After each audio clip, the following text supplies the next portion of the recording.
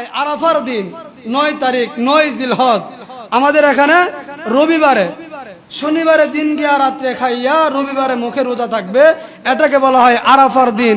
বলে আল্লাহ রসুল সাল্লাল্লাহু আলাইহি ওয়াসাল্লাম ইরশাদ করেন, এই আরাফার দিন যদি কেউ রোজা রাখে, আমি আশা করতে পারি আল্লাহ তাআলা তার জীবনের পিছনের 1 বছর এবং সামনের 1 বছরের সগীরা গুনাহগুলি আল্লাহ মাফ করে দিব। কোন সুবহানাল্লাহ।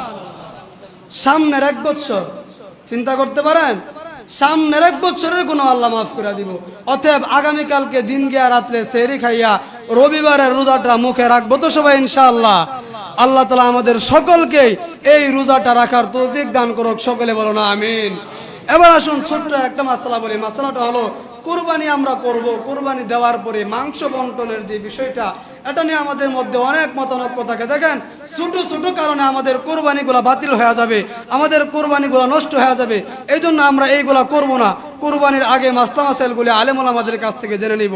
এর মধ্যে কিছু আমাদের সমাজে যে ভুল প্রচলিত জিনিসগুলি আছে, যে হুজুর কুরবানি করতেছে, এখন দেখবেন হুজুরের চাইতো আর বড় হুজুর একটা সাজ্জা জায়গা, হুজুরে কুরবানি দিয়ে আয়সা পড়ছে, হ্যাঁ গা সুরিদা হুদ্দিতে গুতাইব, আসেনি কন্যা আসেনি, সুরিদা গুতায় হুজুর সাজে। এই যে ছুরি দেওয়া গুতা দিল, ছুরি দেওয়া গায়ে দিল, এটা দেওয়া হারাম। এটা দেওয়া কি হারাম। হুজুর যতটুকু জবাই করছে হয়ে যাবে। হুজুর কি জবাই না করে ফিসা করছে? যদি জবাই করতে হয় আবার দাও দিয়া পুনরায় বিসমিল্লাহি আল্লাহু আকবার বলে ফুস দিতে হবে। এটা না করে যদি ছুরি দিয়া গলার নখ কাটার জন্য বা অনেক সময় এই দূরের মধ্যে গায়ে দেয়, বলে এই গায়ে দেওয়াটা হারাম, কোরবানি বাতিল হয়ে যাবে। অতএব এই ভুলটা আমরা কেউ করব না। আরেকটা ভুল হলো, কোরবানির সময় আমাদের বাড়ি ঘরে মানুষ কম, গরিবরা আসে, আয়সা আমাদের এই কোরবানির গোশতগুলি কাইটা দেয়।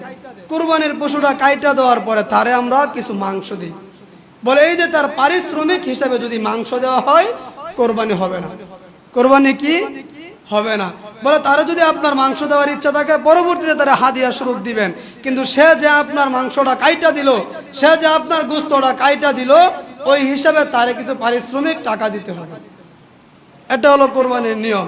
কোরবানির চামড়া যদি আপনি খাইতে পারেন সমস্যা নাই, কোরবানির চামড়া খাওয়া যাইব, কিন্তু যদি এটা বিক্রি করেন এই টাকাটা আল্লাহর রাস্তায় সদকা হিসেবে দান করে দিতে হবে। কোরবানির একটা গরু কিনলেন, গাবি, এখন এই গাবি কেনার পরে গাবি দুধ দেয়, আপনি এই দুধ খেতে পারবেন না। যদি মনে করেন দুধ দোহন না করলে গাভীর কষ্ট হচ্ছে, দুধ দোহন করে যদি আপনি খান, যত কেজি দুধ খাইবেন এই দুধের টাকাটা সদকা করে দিতে হবে। মাসালাগুলি বুঝতেছেন তো ইনশাল্লাহ? এবার আসেন, একটা উটের মধ্যে বা একটা গরুর মধ্যে 7 জন শরীক হতে পারবে। হুজুর আমি একা একটা কুরবানি দিব, কিন্তু আমার আব্বা আম্মা আমার আকিকা দিছে না, আকিকার নামটা দেওয়া যাবে নি? হ্যাঁ দেওয়া যাবে।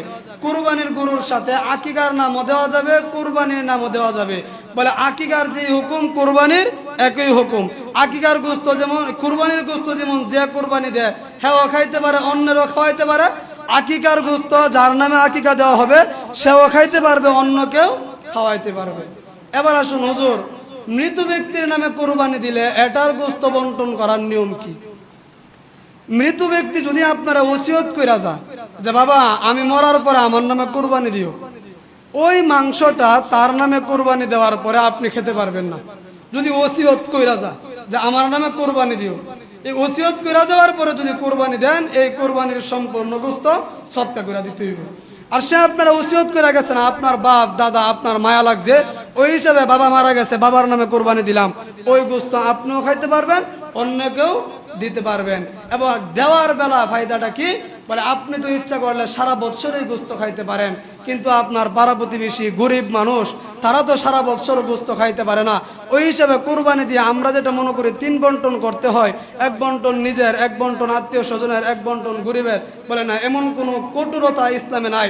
আপনি যদি ইচ্ছা করেন সব দান করে দিতে পারবেন, আবার আপনি যদি ইচ্ছা করেন সব নিজে খাইতেও পারবেন, কিন্তু নিয়ম হলো গরিবদেরকে একটু বেশি দান করা।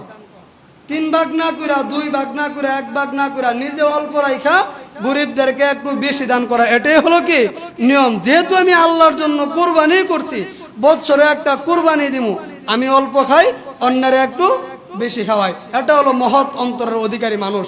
যদি আমরা করতে পারি, এইভাবে দিতে পারি, হতে পারে আল্লাহ তাআলা এই একটা ছোট্ট কোরবানির কারণেও আপনার আমার জন্য জান্নাতে বিশাল বড় একটি আজিমুশান বাড়ির ব্যবস্থা করে দিবে। কোন সুবহানাল্লাহ।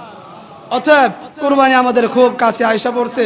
কোরবানিগুলো করব দাম ক্ষেত্রে। এই যে দেখেন অনেকে বাজারে যা লক্ষ টাকা দিয়া কোরবানি কিনে, কিন্তু পরে আশিন দিয়ে আয় না, এজারা যেটা রকম, বা আমরা বলি আশিন, এটা দেয় না।